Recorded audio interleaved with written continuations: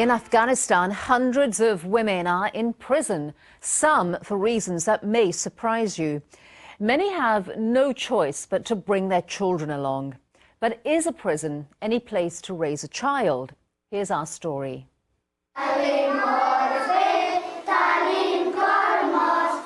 Their day starts with a song.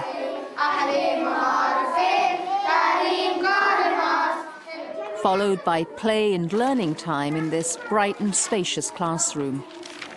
There are more than 70 boys and girls here at any given time. The youngest only a few months old. While the little ones play, the older children practice their reading and writing and work on their math and art. Their drawings decorate the walls, and if it weren't for the bars on the windows, this would be like any other kindergarten, except this is a prison. This kindergarten belongs to Baden-Bag female prison. Torpakai is the only teacher here, and while she is happy with the facilities and the materials that she has, she thinks prison is no place for children. The children are stressed most of the time and they cannot learn quickly.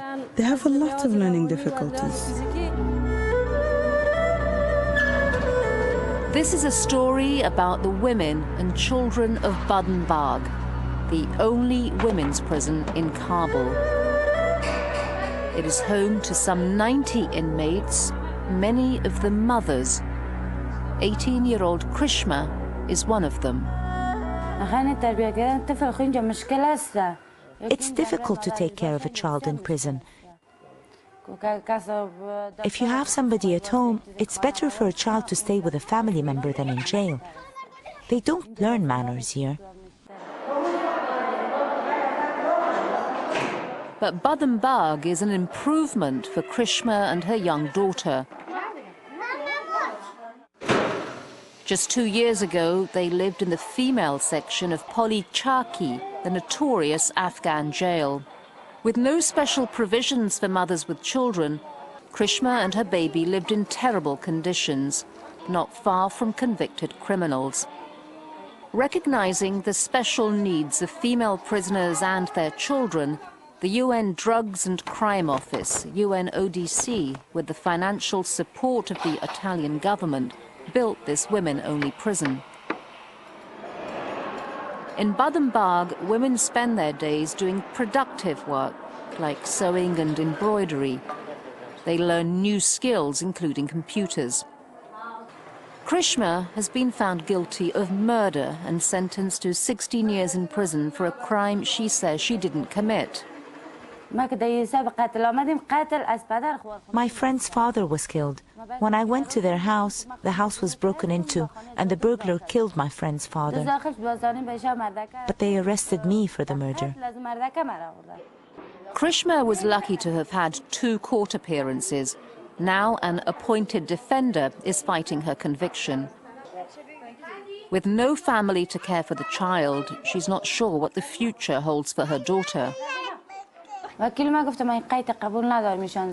My lawyer is appealing the conviction. He's trying to get me out of here. If I'm released, then my daughter will be with me. But if not, then I will send her to an orphanage. The main problem is that the Ministry of Labor and Social Affairs is not accepting the children of prisoners into the orphanage. Zarif Shana is the prison director here. A child should not go to school in a prison environment. The child has not committed the crime. The mother did. According to the law, children under 3 can stay with their mothers in prison. But those between 3 and 7 should be placed in special facilities adjacent to the prison. Older children, however, are supposed to be integrated into regular schools in the city. But the reality is that many of these children have no other place to live or no one to care for them. Even if they do, experts say that the separation from their mothers due to imprisonment has a traumatic and long-term effect on both. Another young inmate at Baden-Bag, Fauzia, has 7 children. she has decided against bringing them here. They live with their father and an aunt. I can't keep my children in prison. There is a kindergarten, but the discipline they get here is not the same as outside. I'm a mother. I do not want to keep them in jail. But why is Fauzia in prison? She is charged with leaving her husband's house after an argument. It's been 2 months since my arrest.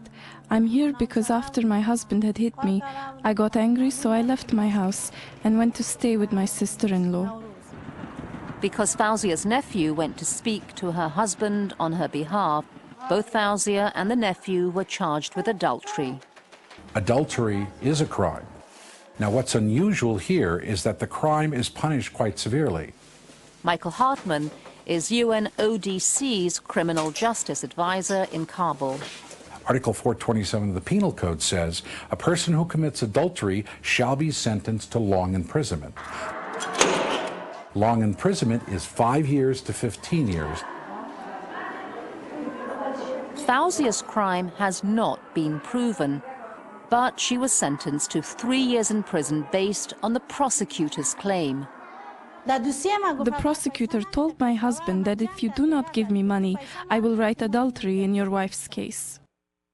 Fauzia says the same prosecutor is now in jail himself for taking bribes and making false accusations. Most women in Afghanistan have little knowledge about their constitutional rights and no access to justice. In another country, Fauzia and many of the women here would not even be in jail. They would be considered victims rather than perpetrators.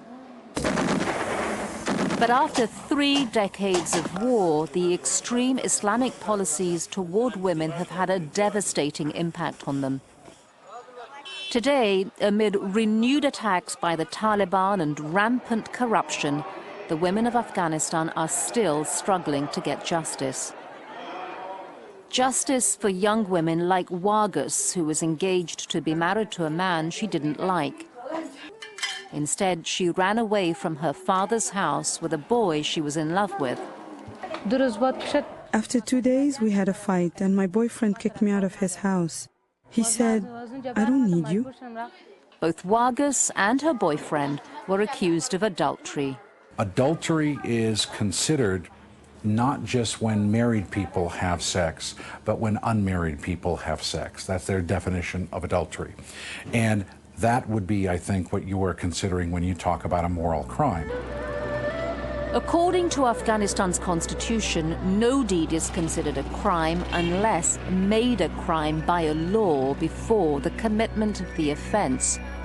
What happens, unfortunately, is that there are certain crimes which are part of the Sharia, which for the West you might call it like the common law.